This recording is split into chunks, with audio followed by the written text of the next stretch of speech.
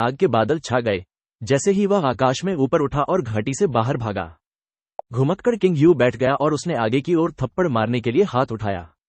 बिजली तुरंत कौंधी और अनगिनत बिजली के बोल्ट हवा में एक हरे ड्रैगन की तरह कुंडलित होकर ड्रैगन किलिन की ओर दौड़ पड़े। घुमक्कड़ किंग यू को अचानक खून की उल्टी हुई और उसकी हथेली कांप उठी। हथेली में लगी बिजली अपने लक्ष्य से चूक गई और ड्रैगन किलिन के सामने पहाड़ में एक बड़ा छेद कर दिया। किन म्यू को झटका लगा। दिव्य सत्ता क्षेत्र के इन अस्तित्वों की दिव्य कलाओं की शक्ति घायल होने के बावजूद अद्भुत थी। अगर उनके समूह को चोट लग जाती तो वे निश्चित रूप से बुरी तरह मर जाते। लू वेनशी, अरहत पूशान और बाकी लोग कांपते हुए उठे। उन्हें खून की उल्टी होने लगी। वे एक गहरे डर से भर गए क्योंकि उन्होंने किन म्यू द्वारा बुलाए गए महान शैतान देवता शियोंगपी को कम करके आंका था, जिसके परिणामस्वरूप वे सभी एक ही वार में गंभीर रूप से घायल हो गए। अगर ताओवादी को ये ने किन म्यू के आह्वान में एक बार भी हस्तक्षेप नहीं किया होता तो महान शैतान देवता शियोंगपी वास्तव में और भी शक्तिशाली होते। अगर ऐसा होता तो उस समय वे सभी उसे मारने के लिए पर्याप्त नहीं होते। क्या हम पीछा करें? लू वेंशु ने धीमी आवाज में पूछा। इस समय ताओवादी को ये कमल मुद्रा में बैठे थे। उनकी सांसें धीमी थीं और वे दुखी होकर मुस्कुरा रहे थे। यह बूढ़ा ताओवादी अपने ताओ मित्रों के साथ मिलकर शैतानों को नहीं हरा पाएगा। उस शैतान ने मेरी जीवन शक्ति छीन ली है। यह नश्वर शरीर अब किसी काम का नहीं रहा। हर कोई दुखी था। ताओवादी कुये ने धीरे से कहा, जीवन एक मुरझाया हुआ पत्ता है जो अपने अंत में पीले झरनों पर धीरे से गिर रहा है। साथी ताओ मित्रों, आपको उस स्वर्गीय शैतान पंथ गुरु को मारना होगा। मैं उसे पाताल लोक के रास्ते पर देखना चाहता हूं। मैं पहले जाऊंगा। जब उसका काम पूरा हो गया तो वह इस जीवन से विदा हो गया। लू वेंशी जोर से चिल्लाई, ख्याल रखना दाओ दोस्त, हम इस शैतान को तुमसे मिलने जरूर भेजेंगे। अरहत पूशान ने गहरी निराशा और हताशा के साथ गहरी सांस ली। अपनी हथेलियां जोड़कर उन्होंने आदरपूर्वक कहा, यह जीवन तो एक नश्वर शरीर है जिसे तुम्हें रुलाई से मिलने के लिए त्याग देना चाहिए। हे दाओ मित्र, ईश्वर तुम्हारी रक्षा करे। भगवान आपकी रक्षा करें। घुमक्कड़ किंग यू ने आंसू बहाते हुए कहा। लुओ सांपो ने कहा, उस ड्रैगन किलिन के कदम बहुत तेज हैं। हमें जल्द ही उसे पकड़ना होगा, अन्यथा अगर उसने किसी दूसरे शैतान देवता को बुला लिया तो बहुत बुरा होगा। लू वेंशु की हत्यारी आत्मा जाग उठी। उसे मौका नहीं मिलेगा। आगे रास्ते में और भी ताकतवर अस्तित्व इंतजार कर रहे हैं। यद्यपि उसने ऐसा कहा था, फिर भी सभी ने अपनी चोटों को दबाया और उन्हें कुछ हद तक ठीक करने के लिए आत्मा की गोलियां खा ली और वे किन म्यू की दिशा में भागे। किन म्यू ने एक सफेद हड्डी की वेदी निकाली और उसे ड्रैगन किलिन की पीठ पर रख दिया, क्योंकि वह दूसरे शैतान देवता को बुलाने की कोशिश कर रहा था। हालांकि चूंकि ड्रैगन किलिन तेजी से दौड़ रहा था, इसलिए यात्रा थोड़ी उबड़ खाबड़ थी और ताबीज का खजाना शैतान देवता की मूर्ति पर लगे गलत रून पर चमक सकता था। अगर कोई रून गलत होता तो उसका सारा काम बेकार हो जाता, इसलिए वह बस हार मान लेता। किन म्यू ने जांच की, लेकिन उसके शरीर पर कोई चोट नहीं थी। हो लिंग भी घायल नहीं हुआ था। ड्रैगन किलिन की त्वचा और मांस मोटा था और साथ ही उसे बचाने के लिए ड्रैगन के शल्क भी थे, इसलिए उसे भी कोई चोट नहीं आई थी। सिर्फ द्वितीय शैतान राजा पिटाई से थोड़ा विकृत हो गया था। किन म्यू ने विकृत अंगों को ठीक करने से पहले शरीर को लाल लाल करने के लिए सिंदूरी पक्षी की प्राणची का इस्तेमाल किया। द्वितीय शैतान राजा इतना शर्मिंदा हुआ कि चुप रहा। महान शैतान देवता शियोंगपी द्वारा तिरस्कृत होना और उसके पैरों तले कुचला जाना बहुत अपमानजनक था। किन म्यू ने इलाके को पहचाना और तुलना के लिए इटर्नल पीस का भौगोलिक नक्शा निकाला। उसने राहत की सांस ली और कहा, यह जगह पहले से ही ग्रेट रूइंस के पास है। ड्रैगन किलिन के पैरों की ताकत से मुझे लगता है कि हम आधे दिन में सीमा तक पहुंच सकते हैं। हालांकि सीक्रेट वाटर्स पास से आगे जाना नामुमकिन होगा। पीछा किए जाने के बाद रास्ता सीक्रेट वाटर्स पास से भटक चुका था। वह इटर्नल बॉर्डर पास से भी बहुत दूर था। अब मैं जो कर सकता हूं वह यह है कि उस मार्ग का उपयोग करूं जिसका उपयोग मेरे पंथ ने तस्करी के लिए किया है। किन म्यू ने एक पल सोचा। महान खंडहरों और शाश्वत शांति के बीच एक ईश्वर भंग पर्वत श्रृंखला थी। उस पर्वत श्रृंखला पर रहस्यमयी मोती के क्रॉसबो बिखरे पड़े थे और जो कोई भी उसकी सीमा पार करने की कोशिश करता उसे गोली मार दी जाती। रहस्यमयी मोती वाले क्रॉसबो स्वचालित रूप से चलते थे और कहा जाता था कि इन्हें किसी देवता के आदेश से बनाया गया था। जो कोई भी ईश्वर भंग पर्वत श्रृंखला को पार करता, चाहे वह पहाड़ के ऊपर से गुजरे या उसके ऊपर से, उसे गोली मारकर मौत के घाट उतार दिया जाता था। स्वर्गीय शैतान पंथ कभी तस्करी का धंधा करता था और गॉड ब्रोकन पर्वत श्रृंखला से होकर एक रास्ता बनाता था जो लोनली माउंटेन रिज घाटी से होकर गुजरता था, जिससे महान खंडहरों और शाश्वत शांति के बीच आना जाना संभव होता था। वहां 2 रहस्यमयी मोती क्रॉसबो थे जिन्हें स्वर्गीय शैतान पंथ ने नष्ट कर दिया था। हालांकि बॉर्डर ड्रैगन सिटी के सराय मालिक ने बताया था कि वह रास्ता कई सालों से बंद पड़ा है। एकाकी पर्वतीय रिज घाटी ही एकमात्र रास्ता था जिससे किन म्यू महान खंडहर में प्रवेश कर सकता था। पीछा करने वालों को इस मार्ग के बारे में पता नहीं चलना चाहिए। किन म्यू ने अपनी हिम्मत जगाई और अचानक जोर से हंस पड़ा। नए साल पर घर जाना कितना मुश्किल है, मानो पूरी सेना मुझ पर टूट पड़ी हो। उसने गांव के लोगों से मार्शल आर्ट सीखी थी और उनका सकारात्मक दृष्टिकोण भी उसे विरासत में मिला था। हालांकि रास्ते में अनगिनत घात लगाए लोगों ने उसका सामना किया था, फिर भी उसने अपना सकारात्मक दृष्टिकोण बनाए रखा। उसकी भावनाओं से प्रभावित होकर ड्रैगन किलिन और हो लिंग भी अधिक निश्चिंत हो गए। समय के साथ आसमान धुंधलाता गया और आसपास का माहौल और भी वीरान होता गया। काफी दूर तक चलने के बाद भी कोई गांव नजर नहीं आया। रात में ग्रेट रुइंस में घुसना निश्चित रूप से मौत का रास्ता है। मुझे सुबह होने का इंतजार करना होगा। वे महान खंडहरों के और करीब पहुंच गए। अपनी वर्तमान स्थिति से उन्हें ईश्वर की टूटी हुई पर्वत श्रृंखला की काली आकृति दिखाई दे रही थी, जो उनके सामने धरती से स्वर्ग तक फैली एक ऊंची दीवार की तरह थी। भगवान द्वारा तोड़ी गई पर्वत श्रृंखला, जो भगवान ही जानते हैं कि कितने हजारों मील तक फैली हुई थी। रहस्यमय मोती क्रॉसबो के बिना भी पार करना अतुलनीय रूप से कठिन था। किन म्यू बसने के लिए कोई जगह ढूंढने की सोच ही रहा था कि तभी नीचे एक दिए की रोशनी ने उसका ध्यान खींचा। यह एक गांव था जिसने रात होने पर अपने दिए जला रखे थे। युवा स्वामी, जाल से सावधान रहें। द्वितीय डेविल किंग ने व्यंग्य किया। हमें 1000 मील के दायरे में कोई गांव नजर नहीं आता, फिर भी एक गांव यहां निकल आया। जाहिर है यह एक जाल है। किन म्यू ने कहा, फैटी ड्रैगन, चलते रहो, इसे अनदेखा करो।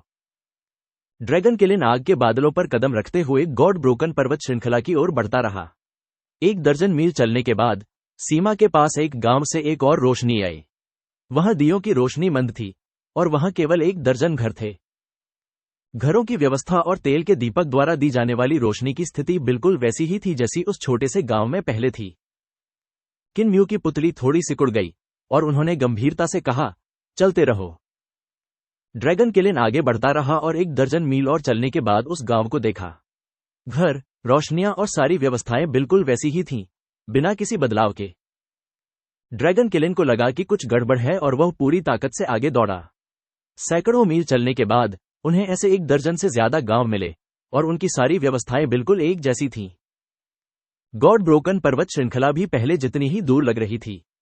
कुछ 100 मील आगे दौड़ने के बाद उन्हें अब तक पहाड़ों की तलहटी तक पहुंच जाना चाहिए था, लेकिन उनके बीच की दूरी कभी बदलती ही नहीं दिख रही थी। यह आदमी कोई साधारण नहीं है, ये तो जगह को मोड़ सकता है। द्वितीय शैतान राजा पूरी तरह निराश हो गया।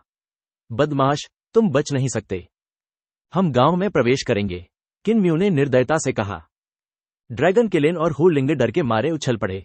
सचमुच गुस्से में किंग म्यू गुर्राया, जो भी नए साल पर मेरे घर का रास्ता रोकने की हिम्मत करेगा, मैं उसे मार डालूंगा। गांव में घुस जाओ। ड्रैगन किलिन नीचे उतरा और उसका शरीर सिकुड़कर सामान्य हो गया। किन म्यू ड्रैगन किलिन की पीठ से कूद गया, जबकि हु लिंग एयर लोमड़ी की खाल से बने दुपट्टे की तरह उसके गले में लटक गया। द्वितीय शैतान राजा उसके पीछे पीछे आया और अपने चारों चेहरों से सावधानी से चारों ओर देखने लगा। किन म्यू गांव के प्रवेश द्वार की ओर बढ़ा और देखा कि यह गांव बिल्कुल सामान्य था। प्रवेश द्वार पर झंडियों के डंडे थे और उनके नीचे घोड़ों के लिए पत्थर के ढूंढ रखे थे। गांव बहुत शांत था और एक कुत्ता उन पर भौंक रहा था, अपने दांतों से बहुत भयंकर लग रहा था। किन म्यू की गर्दन पर बैठी लोमड़ी ने चुपके से आंखें खोली और कुत्ते को डरा दिया। लकड़ी का दरवाजा खुला और एक बुजुर्ग तेल का दीपक जलाते हुए बाहर आया। कुत्ता बुजुर्ग के पीछे आ गया और फिर से हिम्मत करके भौंकने लगा। किन म्यू के चेहरे पर सौम्य भाव थे और उन्होंने दूसरे का अभिवादन किया। मैं वहां से गुजर रहा था जब मैंने आपकी अनमोल जमीन देखी। आसमान में अंधेरा छा रहा है और मेरे लिए यहां आराम करने की कोई जगह नहीं है, इसलिए स्वर्ग ने मुझ पर दया करके मुझे एल्डर से मिलने दिया। क्या एल्डर हमें आराम करने के लिए जगह देकर हमारी मदद कर सकते हैं? स्वर्गीय शैतान पंथ मास्टर बहुत विनम्र है। उस बुजुर्ग के चेहरे की बनावट लंबी और पतली थी और उसकी सफेद भौहें नीचे झुकी हुई थीं। गांव बहुत छोटा है, लेकिन हमारे यहां कई खाली अतिथि कक्ष हैं। अगर पंथ के स्वामी को इससे कोई आपत्ति न हो तो वे आराम करने के लिए कोई घर ढूंढ सकते हैं। किन म्यू की गर्दन पर लोमड़ी का फर अनियंत्रित रूप से कांपने लगा और वह फट गई। द्वितीय शैतान राजा और ड्रैगन किलिन चकित रह गए। इस सफेद भौहों वाले बुजुर्ग ने कुछ भी छिपाने की जहमत नहीं उठाई और किन म्यू को स्वर्गीय शैतान पंथ गुरु कहा। जाहिर था कि उसका छिपाने का कोई इरादा नहीं था और उसने सच को छुपाने से इनकार कर दिया।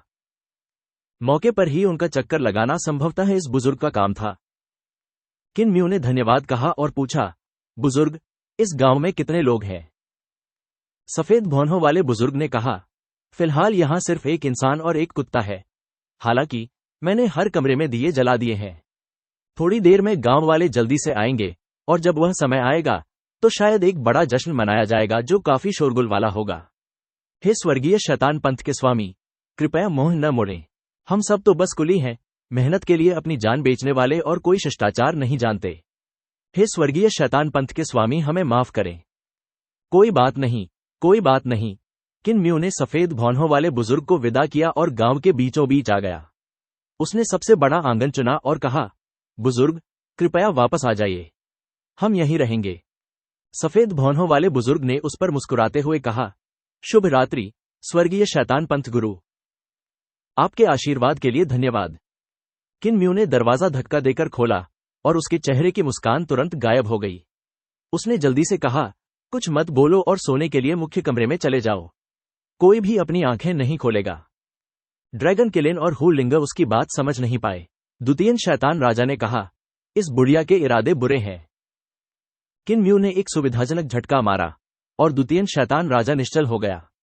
किन म्यू ने मुख्य कमरे का दरवाजा खोला और मशीन को जमीन पर पटक दिया और उसकी 12 आंखें बंद कर दी। ड्रैगन किलिन लकड़ी का दरवाजा तोड़ते हुए अंदर घुस गया और दोनों जमीन पर गिर पड़े। ड्रैगन किलिन कुछ कहना चाहता था, लेकिन किन म्यू ने चुप रहने का इशारा किया और उसे आंखें बंद करने का इशारा किया। हू लिंगर किन म्यू की गर्दन से उतरी और ड्रैगन किलिन की पीठ पर चढ़कर अपनी आंखें बंद कर लीं। किन म्यू ने अपनी तावटी बोरी खोली और एक स्क्रॉल निकाला। उसने आंखें बंद कर ली और दीवार पर एक पेंटिंग इस तरह ठोंक दी कि उसका मोह प्रवेश द्वार की ओर हो। दादाजी क्रिप्पल ने कहा कि यह पेंटिंग गांव के मुखिया के बचपन की है और यह बुराई को दूर भगा सकती है। देखते हैं दादाजी क्रिप्पल ने मुझसे झूठ बोला था या नहीं। वह लेट गया और अपना शरीर प्रवेश द्वार की ओर घुमा लिया। उसकी आंखें खुली की खुली रह गईं। चारों ओर सन्नाटा छा गया। थोड़ी देर बाद बाहर से कदमों की आहट सुनाई दी और उसे एक जानी पहचानी आवाज सुनाई दी जो लू वेंशु की लग रही थी। वरिष्ठ किंग शान ने हमें बुलाने के लिए रात में दिए जलाए थे, तो क्या हो सकता है कि तुम्हें स्वर्गीय शैतान पंथ गुरु मिल गए हों? एक महिला ने कहा, हमें यह कहते हुए शर्म आ रही है कि हम इतने पीछा करने के बाद भी उसे मार नहीं पाए और ताओवादी कुये को भी उसके विश्वासघाती हाथों कष्ट सहना पड़ा और उसी शैतान देवता के हाथों मरना पड़ा जिसे उसने बुलाया था। यह आवाज घुमक्कड़ किंग यू की लग रही थी। सफेद भौहों वाले बुजुर्ग ने आगे कहा, स्वर्गीय शैतान पंथ मास्टर गांव में सो रहा है। वरिष्ठ किंग शान अभी भी सर्वश्रेष्ठ हैं। मुझे अभी जाकर उन्हें मार डालने दो। कोई जल्दी नहीं है। आइए हम अपने अन्य साथी चिकित्सकों की प्रतीक्षा करें, उसके बाद ही उसकी जान लें और इस महान विजय का जश्न मनाएं। एक पल बीता और फिर 1 दर्जन कदमों की आहट सुनाई दी। जब सभी ने सुना कि स्वर्गीय शैतान पंथ गुरु गांव में है, तो वे खुशी से झूम उठे और हंसने लगे, क्योंकि उनके कंधों से बोझ उतर गया था। बाहर लोगों के शराब पीने की आवाजें आ रही थीं और उनके चारों ओर दीप जल रहे थे। जाहिर था कि ये दृढ़ साधक उत्सव मना रहे थे। भले ही स्वर्गीय शैतान पंथ गुरु की क्षमताएं प्रबल न हों, फिर भी उसके पास कई चालें छिपी हैं और उससे निपटना वाकई मुश्किल है। मुझे ये कहते हुए शर्म आ रही है, लेकिन जिस शैतान देवता को उसने बुलाया था, उसके कारण हम घायल हो गए और लगभग मारे ही गए। आज इस शैतान से छुटकारा पाना दुनिया को न्याय लौटाने के समान माना जाएगा। आओ, जयकार करो। वरिष्ठ भाई फैंग क्यूवू यहां है। आओ आओ, हम इस शैतान से दुनिया को मुक्ति दिलाने का जश्न मनाएं। बाहर की बत्तियां बहुत तेज थीं और किन म्यू के घर की खिड़कियों के फ्रेम की परछाई लगातार टिमटिमा रही थी। मौसम बहुत ठंडा था और किन म्यू हू लिंगर को ठिठुरते हुए देख सकता था, इसलिए उसने अपना हाथ बढ़ाकर उसके छोटे से पेट पर रख दिया। हू लिंगर ने अपना सिर पीछे कर लिया और किन म्यू ने जल्दी से अपनी पलकों को ढकने के लिए 2 उंगलियां बढ़ा दी। बाहर कई विशेषज्ञ, जिन्होंने किन म्यू को रोका था, एक एक करके सभी जगहों से अंदर आ रहे थे और जैसे जैसे वे शराब के प्याले बदलते और जश्न मनाते, हंसी और तेज होती गई। कुछ देर बाद उन्होंने सफेद भौहों वाले बुजुर्ग को हंसते हुए कहते सुना, सब लोग, रात बहुत हो गई है। स्वर्गीय शैतान पंथ गुरु को विदा करने का समय आ गया है। आंगन का दरवाजा खुलने की चरमराहट सुनकर हु लिंग कांप उठी। हालांकि उसने आंखें खोलने की हिम्मत नहीं की। लू वेंशु मुस्कुराते हुए सबसे पहले आंगन में आया। स्वर्गीय शैतान पंथ गुरु वास्तव में सो रहे हैं, गहरी नींद में। अचानक बिना किसी चेतावनी के उसका सिर उसकी गर्दन से अलग हो गया और उसकी लाश जमीन पर गिर पड़ी। दिव्य देवता क्षेत्र का एक महान विशेषज्ञ ऐसे ही मर गया था। आंगन में एक विशेषज्ञ है, भाई लू मारा गया। प्रांगण के बाहर शोर मच गया और एक जोरदार धमाका हुआ जब बलवान साधक प्रांगण की दीवार तोड़कर अंदर घुस आए। उनके शरीर के चारों ओर आग की लपटें भड़क उठीं और उनके पीछे देवताओं की आकृतियां थीं, जिनकी आभा आकाश में फैल रही थी। जैसे ही वे जमीन पर उतरे, उनके सिर अचानक उनकी गर्दनों से अलग हो गए। हालांकि उन सभी में अद्भुत क्षमताएं थीं, फिर भी वे बिना किसी कारण के मर गए। ऐसा लग रहा था मानो कोई निराकार देवता इस प्रांगण में अपनी निराकार तलवार घुमा रहा हो और जो भी अंदर घुसने की हिम्मत करता हो, उसका सिर धड़ से अलग कर देता हो। यदि आपको कोई त्रुटि, विज्ञापन। मुख्य कमरे में हु लिंग ड्रैगन किलिन की पीठ पर लेटी हुई थी। उस स्थिति में उसने चुपके से अपनी आंखें खोली और देखा कि सिर लुढ़क रहे हैं। यह एक अजीब दृश्य था।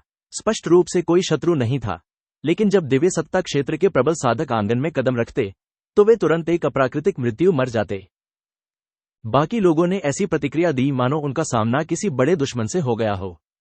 एक दिव्य सत्ता क्षेत्र के साधक ने चिल्लाकर कहा, और जैसे ही वह आंगन में दाखिल हुआ, उसकी तलवार की क्यूई ने उसके पूरे शरीर को बर्फ की तरह ढक लिया। उसने सतर्क दृष्टि से चारों ओर अपनी नजरें घुमाईं। उनकी तलवार चलाने की कला अत्यंत जटिल थी, तथा उनके शरीर के चारों ओर तलवारों की असंख्य रोशनियां तैर रही थीं, मानो अतुलनीय रूप से सुंदर मछलियां हों। उसने जो तरीका अपनाया था वह आत्मरक्षा का एक निष्क्रिय तरीका था। हजारों बेहतरीन तलवार मछलियां, जिनमें उसकी अतुलनीय सघन खेती शामिल थी, उसके चारों ओर तैर रही थीं, और वह शत्रुता का सामना होने पर तुरंत पलटवार करके घातक प्रहार कर सकता था। उसके पास ऐसा करने के अलावा कोई चारा नहीं था, क्योंकि दुश्मन बिना कोई निशान या परछाई छोड़े आता और चला जाता था। इसलिए वह देख नहीं पाता था कि दुश्मन ठीक कहां है और उसने कैसे कदम रखा है। दिव्य सत्ता क्षेत्र के इतने सारे प्रबल साधकों ने यहां अपनी जान गंवाई थी। यह बहुत ही अजीब था। उसे तुरंत कोई खतरा नहीं दिखा, लेकिन उसने अपनी सतर्कता कम करने की हिम्मत नहीं की और वह धीरे धीरे मुख्य कमरे की ओर चला गया जिसमें किन म्यू और बाकी लोग सो रहे थे। वहां उसने कमरे में एक पेंटिंग लटकी हुई देखी। किन म्यू ने इस पेंटिंग के सामने एक मोमबत्ती जलाकर उसे रोशन कर दिया था। पेंटिंग में एक अधेड़ उम्र के आदमी की पीठ पर तलवार बंधी हुई थी। अधेड़ उम्र के आदमी का चेहरा थोड़ा झुका हुआ था, मानो वह अपनी आंख के कोने से चित्रकार को देख रहा हो। आंख के उस कोने से आश्चर्यजनक रूप इस कोमल झलक को चित्रकार ने कैद कर लिया और उसे एक पेंटिंग में बदल दिया। यद्यपि चित्र में केवल मध्यम आयु वर्ग का व्यक्ति ही था, फिर भी लोगों को यह महसूस हुआ कि इसमें असीमित जानकारी है जो चित्रित नहीं की गई है, तथा यह आसपास के रिक्त स्थानों में छिपी हुई है। यह एक भयानक सैन्य अभियान का समापन था। इस अधेड़ उम्र के व्यक्ति के पैरों के पास अनगिनत शक्तिशाली साधकों की लाशें पड़ी थीं, जो आसमान तक बहते खून के सागर में तैर रही थीं। उनकी सफेद हड्डियां खून से लाल हो गई थीं और उनमें एक असामान्य रंग झलक रहा था। तलवार के नीचे मरी अनगिनत खोई हुई आत्माएं मृत्यु के दूतों द्वारा पकड़ी गईं और अंधकार की गहराइयों में खींच ली गईं। वहां दो लंबे सींगों वाला एक शैतान देवता, जिसके 9 मुड़ थे, सभी शक्तिशाली साधकों की आत्माओं को अपना मेहमान और भोजन बनाने के लिए एक भोज का आयोजन कर रहा था। यह इस पेंटिंग के रिक्त स्थानों में छिपी जानकारी थी। आंगन में दिव्य सत्ता क्षेत्र के विशेषज्ञ ने जब इस चित्र और उसमें मौजूद व्यक्ति को देखा तो वह दंग रह गया। उसने अपना सिर अपनी गर्दन से खिसकते देखा और महसूस किया कि जैसे जैसे वह एक ऐसे अंधेरे में गिर रहा है जिसमें कोई रोशनी नहीं है, सब कुछ अविश्वसनीय रूप से धीमा होता जा रहा है। उसने महसूस किया कि वह अंतहीन रूप से नीचे की ओर डूब रहा है, उस अंधेरे की तह तक कभी नहीं पहुंच पा रहा। धमाका! उसका सिर जमीन पर गिरा और 2 बार लुढ़क गया। उसकी आंखें अभी भी खुली हुई थीं। अचानक एक विशाल हाथ आगे बढ़ा और उसके सिर को पकड़ लिया। आंगन के बाहर अभी भी 9 लोग डर के मारे खड़े थे। सिर्फ सफेद भौहों वाला बुजुर्ग, ताओवादी किंग शान, अभी भी शांत था। उसने ही दिव्य सत्ता क्षेत्र के विशेषज्ञ का सिर पकड़ा था। वह उन सभी के बीच जीवन और मृत्यु क्षेत्र के एकमात्र महान विशेषज्ञ भी थे। ताओवादी किंग शान ने विशेषज्ञ की आंखों में देखा और गहरी सांस छोड़ते हुए कहा, शानदार तलवार। अन्य 8 लोगों ने तुरंत देखा और कांपती आवाज में पूछा, वरिष्ठ किंग शान ने क्या खोज की? उसकी आंखों को देखो। 8 लोग वहां जमा हुए और उन्होंने देखा कि इस विशेषज्ञ की बाईं और दाईं दोनों आंखों में तलवार की रोशनी थी। तलवार सीधे उसके चेहरे की ओर जा लगी और अगले ही पल इस विशेषज्ञ की जीवन लीला समाप्त हो गई। ताओवादी किंग शान ने सिर उठाया और मुख्य कमरे की ओर देखा जिसमें किन म्यू और बाकी लोग सो रहे थे। तलवार वहीं से है, वहां असल में क्या है? उसने धीरे से अपना शरीर हिलाया और एक अच्छा कोण ढूंढ लिया। इस तरह उसे एक मोमबत्ती की टिमटिमाती रोशनी और एक पेंटिंग का एक कोना दिखाई दिया। यह एक पेंटिंग है। मुझे पेंटिंग में दिख रहे व्यक्ति की कमीज का कोना दिखाई दे रहा है। वरिष्ठ किंग शान, क्या इतनी परेशानी की जरूरत है? क्या इस पूरे घर और अंदर के लोगों को नष्ट करना ठीक नहीं होगा? दिव्य सत्ता क्षेत्र के एक प्रबल साधक ने अचानक एक चाल चली और उसकी तलवार की गोली हवा में उठी। एक खंभे जैसी तलवार की रोशनी निकली और फुफकार के साथ उस घर की ओर जा गिरी जहां किन म्यू और बाकी लोग थे। वह तलवार का खंभा अतुलनीय रूप से मोटा था और जो कुछ भी उसके पास से गुजरता था वह टुकड़े टुकड़े हो जाता था। यह सर्पिल तलवार रूप था जिसे शाश्वत शांति शाही उपदेशक ने स्थापित किया था। शाश्वत शांति के शाही उपदेशक स्वार्थी व्यक्ति नहीं थे। उन्होंने जिन तलवारों की स्थापना की वे ज्यादातर पीढ़ी दर पीढ़ी चली आ रही थीं और युद्ध जगत में कई तलवार पंथ थे जिन्होंने उनकी तलवार कौशल को बढ़ावा दिया। जिस व्यक्ति ने उस समय यह कदम उठाया था वह एक पेशेवर व्यक्ति था। सर्पिल तलवार रूप के बारे में उनकी समझ कई अन्य लोगों से बेहतर थी। तलवार की यह चाल प्रभावशाली थी और अगर यह मुख्य कमरे में घुस जाती तो वहां मौजूद हर चीज को चूर्ण चूर्ण कर देती, उसका अस्तित्व ही मिटा देती। चाहे वह किन म्यू हो, द्वितीय शैतान राजा हो या ड्रैगन किलिन हो, सबके टुकड़े टुकड़े हो जाते। अपनी हत्या की मंशा उस पेंटिंग पर मत रखो। ताओवादी किंग शान की अभिव्यक्ति अचानक बदल गई और वह दूसरे को रोकना चाहता था, लेकिन तब तक बहुत देर हो चुकी थी। तलवार का खंभा मानो किसी आकारहीन अवरोध से टकरा गया हो, क्योंकि वह इंच इंच बिखरने से पहले हवा में ही रुक गया, फिर एक धमाके के साथ फट गया। बलवान साधक की भौहों के मध्य में एक लाल निशान उभर आया तथा जमीन पर गिरने से पहले ताजा खून की एक बूंद टपक पड़ी। सावधान रहो, सावधान रहो, ताओवादी किंग शान ने सख्ती से चिल्लाकर कहा। उसकी आभा फूट पड़ी और उसके शरीर से 6 धमाके निकले। आत्मा, भ्रूण, 5 तत्व, 6 दिशाएं, 7 तारे, दिव्य सत्ता, जीवन और मृत्यु, उसके 6 महान दिव्य खजाने एक साथ खुल गए थे। उसके चारों ओर दिव्य सत्ता क्षेत्र के शक्तिशाली साधक अपने पैर जमाए नहीं रख पाते थे और उसकी अतिशय आभा के कारण लगातार पीछे हटने को मजबूर हो जाते थे। वाह! ताओवादी किंग शान के पीछे एक देवता की आकृति दिखाई दी जिसका सिर अजगर का और शरीर मानव का था। ऐसा लग रहा था मानो देवता का आधा शरीर अभी भी शून्य में था और आधा शरीर वास्तविकता में प्रवेश कर रहा था। ताओवादी किंग शान ने शीशा पकड़ा और किन म्यू और बाकी लोगों को, जो अभी भी मुख्य कमरे में सो रहे थे, बेचैनी से घूरते हुए भारी आवाज में चिल्लाया, क्या तुम लोग सावधान नहीं रहोगे? क्या तुम किसी मुसीबत को न्योता दे रहे हो?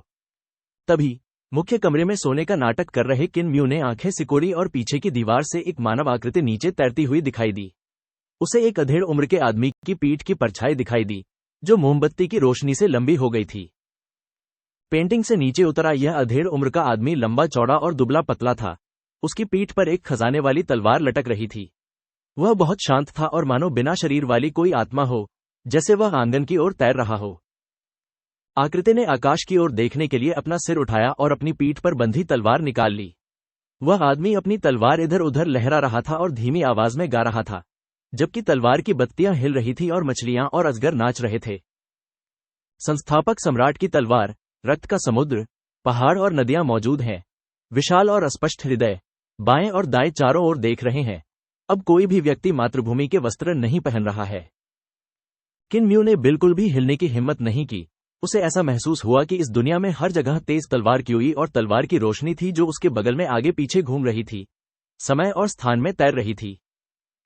उसने अपनी आंखें बंद कर लीं, लेकिन उसकी आंखों के सामने अभी भी तलवारों की रोशनी चमक रही थी जो अंधेरे को चीर रही थी। उसने तलवार की आवाज सुनी जो बहुत तेज और क्षणभंगुर थी और हवा में टूट रही थी। उसने आंखें खोलीं तो देखा कि उसके सामने हर तरफ तलवारों की रोशनियां चमक रही थीं। आंगन के बाहर से गुस्से भरी चीखें आ रही थीं और अचानक एक भयानक घटना ने उसे घेर लिया। उस धुंधली रात में गांव के बाकी घर आसमान में उड़ गए, बिखर कर टुकड़े टुकड़े हो गए। किन म्यू का दिल जोर से धड़क उठा। दादाजी बधिर ने एक आत्मा दान की थी। उन्होंने पेंटिंग में ग्राम प्रधान को एक आत्मा दान की थी। अचानक धीमी गायन आवाज के साथ सारी ध्वनि और प्रकाश गायब हो गया। किन म्यू की आंखें आधी खुली थीं और उसे एक आकृति अपनी ओर आती हुई धुंधली सी दिखाई दे रही थी, मानो वह उसके पीछे लगी पेंटिंग की ओर लौटना चाहती हो। अचानक वह आकृति टूटकर जमीन पर स्याही के एक कुंड में बदल गई। किन म्यू एक पल के लिए स्तब्ध रह गया, फिर उसने तुरंत अपनी आंखें खोलीं। उसने ध्यान से पीछे मुड़कर देखा तो दीवार पर एक सफेद कागज का टुकड़ा टंगा हुआ था। दीपक की रोशनी टिमटिमा रही थी, जबकि आसपास का वातावरण पूरी तरह से शांत था। किन म्यू ने एक गहरी सांस ली और हु लिंग ने अपनी आंखें खोली और धीमी आवाज में पूछा, युवा स्वामी, अब सब सुरक्षित है, चलो सो जाते हैं। फिर उसने कहा, हमें कल भी पहाड़ पार करने हैं और काफी देर तक चलना है। हु लिंग ने अपना सिर नीचे कर लिया और किन म्यू भी लेट गया। मोमबत्ती की रोशनी के पीछे सफेद कागज को देखकर उसके दिल में शांति का एहसास हुआ। अगले दिन किन म्यू उठे और आंगन में आए। कल वाला छोटा सा गांव अब खाली जमीन के एक टुकड़े में बदल गया था, जहां किसी और घर का नामो निशान नहीं था। उनका अपना आंगन सिर्फ आधा ही बचा था। आधी से ज्यादा दीवारें गिर चुकी थीं। पूर्वी कमरा लगभग गायब था, जबकि पश्चिमी कमरे की छत गायब थी। किन म्यू ने नहा धोकर अपनी कड़ाही में नाश्ता बनाना शुरू कर दिया। हो लिंग ने द्वितीय डेविल किंग की मशीन ठीक की और उसके साथ बाहर भागी। बाहर निकलते ही वह हैरानी से लगातार चिल्ला रही थी। ड्रैगन किलिन हड़बड़ाते हुए उठा और बाहर झांका। उसने जम्हाई ली और अपने पंजों को चाटकर अपना चेहरा धोया। फिर उत्सुकता से पूछा, अब हम कहाँ हैं? कल वाला गांव कहाँ गया? पंत गुरु, क्या नाश्ते का समय हो गया है? क्या आप आज मेरी स्कारलेट फायर स्पिरिट गोलियों पर थोड़ा जीरा छिड़क सकते हैं? मैं स्वाद बदलना चाहता हूं। किन म्यू ने कुछ जीरा लिया और स्कारलेट फायर स्पिरिट गोलियों की आधी बाल्टी निकाली, जिस पर उसने जीरा बिखेर दिया। ड्रैगन किलिन ने अपना सिर नीचे करके अपने खाने को देखा, फिर शक से सिर ऊपर उठाया। ये तो सिर्फ आधी बाल्टी है। किन म्यू ने गुस्से से कहा, तुम इतने मोटे हो गए हो कि अब दौड़ भी नहीं सकते। आधी बाल्टी ही काफी है। ड्रैगन किलिन ने कहा, मेरा शरीर अभी भी बढ़ रहा है। अगर आप मेरा खाना बंद कर देंगे तो मैं बढ़ नहीं पाऊंगा। तुम्हारा शरीर अभी भी बढ़ रहा है। किन म्यू भड़क गया और उसने ड्रैगन किलिन के पेट पर मांस को चुटकी से पकड़ने की कोशिश की, लेकिन पाया कि वह ऐसा बिल्कुल नहीं कर पा रहा है। तुम्हारा शरीर नहीं बढ़ रहा है, बल्कि तुम्हारी चर्बी बढ़ रही है। खुद को चुटकी से पकड़कर देखो, क्या तुम एक तह भी खींच सकते हो? ड्रैगन किलिन ने भी चुटकी काटने के लिए अपने पंजे फैलाए और पाया कि वह भी उसे नहीं दबा सकता। मेरा शरीर ऐसा है कि अगर मैं ठंडा पानी भी पी लूं तो भी चर्बी बढ़ सकती है। हो लिंग दौड़कर आई और गुस्से से बोली, मोटे ड्रैगन, आज से तुम्हें ठंडा पानी पीना पड़ेगा। ड्रैगन किलिन ने तुरंत अपने सामने रखी लाल अग्नि आत्मा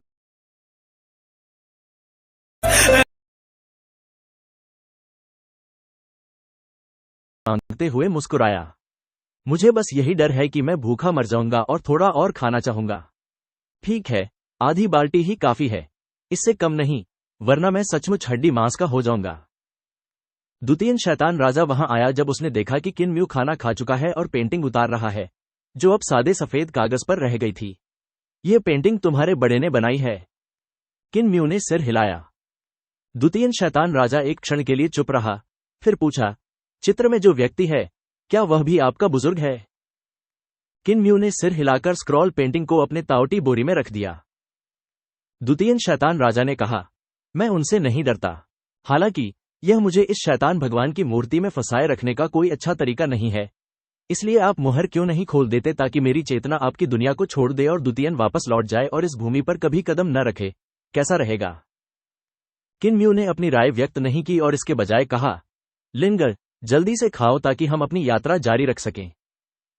द्वितीय शैतान राजा के सिर में दर्द होने लगा। हो लिंग का पेट भर जाने के बाद किन म्यू कटोरे और बर्तन धोने में मदद करने के लिए आगे आया, फिर साफ धुले कटोरे और बर्तन वापस तावटी बोरे में रख दिए। उसने अंदर रखे राशन को देखा और कहा, हमारे पास महान खंडहर तक के लिए पर्याप्त है। हे प्रभु शैतान राजा, चलो। द्वितीय शैतान राजा ने कहा, मैं उनसे नहीं डरता। अगर मेरा असली शरीर उतर आए तो मुझे किसी से डर नहीं लगेगा। भगवान की टूटी हुई पर्वत श्रृंखला हजारों मील तक फैली हुई थी, और जब किन म्यू और बाकी लोग इसके तल पर पहुंचे तो वे केवल अतुलनीय रूप से खड़ी पर्वत श्रृंखला देख सकते थे, जिसे पार करना फुर्तीले वानरों और उड़ने वाले पक्षियों के लिए भी कठिन था। किन म्यू ने शाश्वत शांति का भौगोलिक नक्शा निकाला और ध्यान से कुछ ढूंढने के बाद मुस्कुराई। एकांत पर्वत श्रृंखला घाटी यहां से ज्यादा दूर नहीं है, चलो चलें। जैसे ही वह ये कह ही रहा था, आकाश में काले बादल से एक रेखा अलग हुई और एक विशाल लाल सांप ने अपना सिर बाहर निकाला, जिससे भयंकर लपटें निकलने लगीं। गर्मी से बादलों की परत चारों दिशाओं में बिखर गई और सुनहरे कीड़ों का एक चमकदार झुंड चारों दिशाओं में उड़ गया। उनमें से कुछ 4 के समूह की दिशा में चले गए। यदि आपको कोई त्रुटि, विज्ञापन पॉपअप, दूसरे लोग युवा को हराते हैं और बूढ़े आ जाते हैं, मेरा तो बेहतर है, बूढ़े को हराता है और जवान आ जाते हैं। किन म्यू ने मन ही मन दुखी होकर आह भरी। स्वर्गीय शैतान पंथ गुरु होना वाकई बहुत अच्छा था। चूंकि लॉन्ग जियानान और थरी वंडर्स कैसल वाली महिला यहां आई थीं, इसका मतलब था कि दूसरे युवा विशेषज्ञ भी आसपास ही थे। अगर किन म्यू इन लोगों के हाथ लग गया तो मुसीबत खड़ी हो जाएगी। हो लिंग ने राक्षसी हवा को नियंत्रित किया और ऊपर उड़ रहे कीड़ों को दूर भगा दिया। युवा स्वामी, क्या ये लोग नए साल पर घर नहीं जा रहे हैं? शायद वे मुझे मारने को नए साल का जश्न मान रहे हैं। किन म्यू ने सिर हिलाया और कहा, मुझे मारने के अलावा वे सम्राट को भी मारना चाहते हैं। वे मुझे तो नहीं मार सकते, लेकिन मुझे आश्चर्य है कि क्या वे सम्राट को मार पाएंगे। आखिरकार सम्राट मुझसे कहीं ज्यादा बड़ा निशाना है। हो लिंग ने कीड़ों को उड़ाकर स्थिति को बहुत अच्छी तरह से संभाल लिया था। लॉन्ग जियानान और बाकी लोग इस जगह को ढूंढने और लोनली माउंटेन रिज कैनन का पता लगाने में कामयाब नहीं हो पाते। ये जगह उनके पास ही थी और किन म्यू उस ओर चल पड़ा। यहाँ का इलाका बाकी इलाकों की तरह खड़ी चढ़ाई वाला नहीं था, हालांकि यहाँ कुछ अलग ही था। आसपास का माहौल उदास था, हरियाली बिल्कुल नहीं थी। पूरा पहाड़ सूखे पेड़ों से अटा पड़ा था, जो जमीन की तरह काले थे। इस वजह से लोग इसे बुरा मानने लगे। क्या होगा अगर वे सम्राट को मार डालें? हो लिंग ने पूछा। किन म्यू ने लोनली माउंटेन रिज में पहला कदम रखा और हो लिंग ने तुरंत ड्रैगन किलिन की पीठ पर छलांग लगा दी। फिर वह चारों ओर देखने के लिए उसके सिर पर चढ़ गई। अगर उन्होंने सम्राट को मार डाला और युवराज को सिंहासनारूढ़ कर दिया तो शाही गुरु का सुधार पलट जाएगा, किन म्यू ने उत्तर दिया। शाही गुरु युवराज को हटाकर एक आज्ञाकारी सम्राट को नियुक्त कर देंगे, लेकिन अगर शाही गुरु ऐसा नहीं भी करते हैं तो भी मैं ऐसा करूंगा। मैं शाही गुरु को चौथा पंथ स्वर्गीय राजा बनने के लिए भी आमंत्रित करूंगा, क्योंकि मैंने ये पद उनके लिए काफी समय से आरक्षित रखा है। हालांकि वे सम्राट को नहीं मार पाएंगे और शाही गुरु चौथा स्वर्गीय राजा बनने को तैयार नहीं होंगे। जमीन पर सूखे पेड़ बिखरे पड़े थे और न तो कोई शाखाएं थीं और न ही पत्तियां। छोटी सफेद लोमड़ी बहुत घबरा गई, क्योंकि उसे लगा कि ये सूखे तने धारदार पंजों जैसे हैं और टेढ़े मेढ़े तने डरावने चेहरों जैसे। ये सब उसे डरा रहे थे। यहाँ एक देवता और एक शैतान का खून है, जिसने इस जगह को कलंकित कर दिया है। द्वितीय शैतान राजा ने अपनी ओर उड़ते कुछ कीड़ों को भगाया और फिर मिट्टी का एक ढेर उठाकर उसे रगड़ा। अजीब है, यह खून बहुत अजीब है। मैं नहीं बता सकता कि यह किसी देवता का है या शैतान का। इसमें दोनों के अंश हैं। ऐसा खून जिसमें देवता और शैतान दोनों का खून है, दिलचस्प बात है। किन म्यू ने जिज्ञासा से पूछा, भगवान शैतान राजा, क्या एक ही समय में एक देवता और एक शैतान का खून यहां बिखरा हो सकता है? उसने एक शैतान देवता का खून देखा था, जो बहुत शक्तिशाली था। उस समय वह ग्राम प्रधान के साथ महान खंडहरों के अंधेरे में प्रवेश कर चुका था और ग्राम प्रधान अंधेरे में एक शैतान देवता को घायल करने में कामयाब हो गया था। उस शैतान देवता के खून की एक बूंद मिट्टी पर टपकी और 300 गज के दायरे में हरियाली मुरझा गई, मानो लोनली माउंटेन रिज की स्थिति हो गई हो। वह तो शैतान के खून की एक बूंद मात्र थी। हालांकि यहां पर संपूर्ण लोनली माउंटेन रिज घाटी को दूषित कर दिया गया था, जिससे पता चला कि यहां निश्चित रूप से काफी मात्रा में देवता और शैतान का खून बहा था। ऐसा नहीं है, ड्यूटियन डेविल किंग ने अपना सिर हिलाया और कहा, यह एक ही प्रकार का रक्त है। बस इस प्रकार के रक्त में एक ही समय में देवता और शैतान दोनों के गुण होते हैं। तुम्हारा ज्ञान अभी भी उथला है और तुम दोनों विकल्पों में अंतर नहीं देख सकते। देवता का रक्त जीवन का संकेत देता है, जबकि शैतान का रक्त मृत्यु का। लोनली माउंटेन रिज पर जो रक्त बहा था, उसमें दोनों गुण एक साथ थे। देवता का गुण मिट्टी के नीचे छिपा था, जबकि शैतान का गुण ऊपर था, जो जमीन से निकलने वाली हर चीज को मार रहा था। ये पेड़ मर चुके हैं, लेकिन उनकी जड़ें नहीं। इसके विपरीत वे असामान्य रूप से स्वस्थ और मजबूत हैं। कुछ तो देवता के रक्त की जीवन शक्ति पर निर्भर होकर आत्मा भी बन सकते हैं। हो लिंग ने तुरंत पूछा, क्या जड़ें राक्षस बन जाएंगी? ऐसा होगा, ड्यूटियन डेविल किंग ने कहा। उन्हें एक अजीब जीव बनना चाहिए जिसके कई तंबू उगते हों। लोनली माउंटेन रिज कैनन का नाम भले ही एक घाटी का था, लेकिन इसका भूभाग काफी ऊंचा था। फिर भी बगल की पर्वत श्रृंखलाओं की तुलना में यह काफी नीचा था। यह काली घाटी ऊपर की ओर घुमावदार थी और पहाड़ी रास्ते पर चलना आसान नहीं था। स्वर्गीय शैतान पंथ को यहां से सामान की तस्करी करने में बहुत परेशानी हुई होगी। कभी कभी सड़क पर लगभग 1 दर्जन गज ऊंची एक काले पत्थर की पट्टिका पड़ी होती थी। उन पर ऋण चिन्ह होते थे और किन व्यू को उन्हें पहचानने में थोड़ा समय लगता था। ये हमारे पवित्र पंथ के दानव दमन ऋण है। लिन र इन्हें मत छुओ। अगर तुमने इन्हें सक्रिय किया तो तुम भी इसमें समा जाओगे। हो लिंग सदमे में उछल पड़ी। लोनली माउंटेन रिज में बहुत सारे दानव दमन पत्थर हैं, इसलिए ऐसा लगता है कि स्वर्गीय संत पंथ ने इस मार्ग को बनाने में काफी मेहनत की है। इसका मतलब यह भी है कि यहाँ बहुत सारे राक्षस हैं जो बहुत डरावने हैं। किन म्यू ने रास्ते में मिले दानव दमन काले पत्थर की पट्टियों की गिनती की और उनकी संख्या लगभग 46 थी। ये यात्रा का आधा भी नहीं था, इसलिए अगर पत्थर की पट्टियां केवल एक एक दानव का दमन कर पाती तो अब तक 46 दानव हो गए।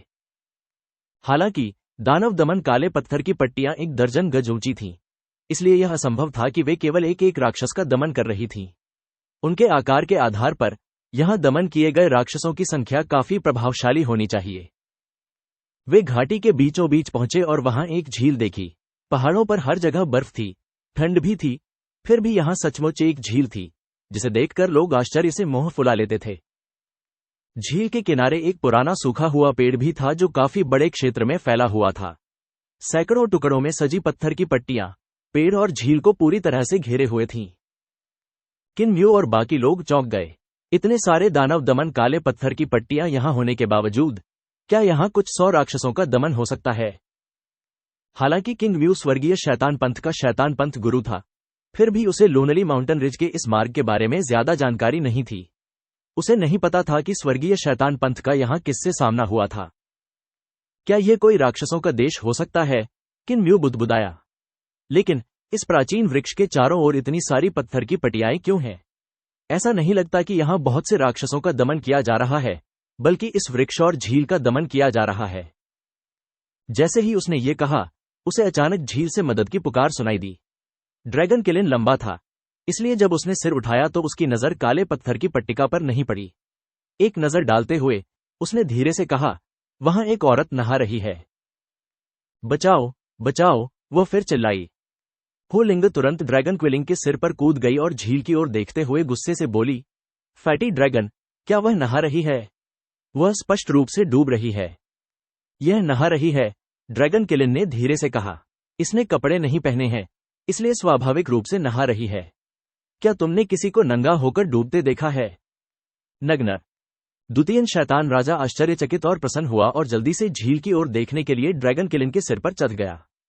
वहां सचमुच एक नग्न स्त्री झील में डूब रही थी और वह उसकी मोहक आकृति को पानी में छटपटाते हुए देख सकता था। उसकी इतनी सारी वक्रता देखकर द्वितीय शैतान राजा ने एक नजर डाली और प्रशंसा से कहा, यह राक्षसी बहुत सुंदर है। दुष्ट, आओ और देखो। किन म्यू मुस्कुराया। अभी भी पीछा करने वाले पीछे हैं, चलो चलें। ये कहने के बाद उसने काले पत्थर की पट्टियों के बीच की दरार से चुपके से नजर डाली। युवा स्वामी एक ईमानदार सज्जन है। हो लिंग आत्मविश्वास और प्रशंसा से भरा हुआ था। बाहर के अधिकारियों, मेरी मदद करो।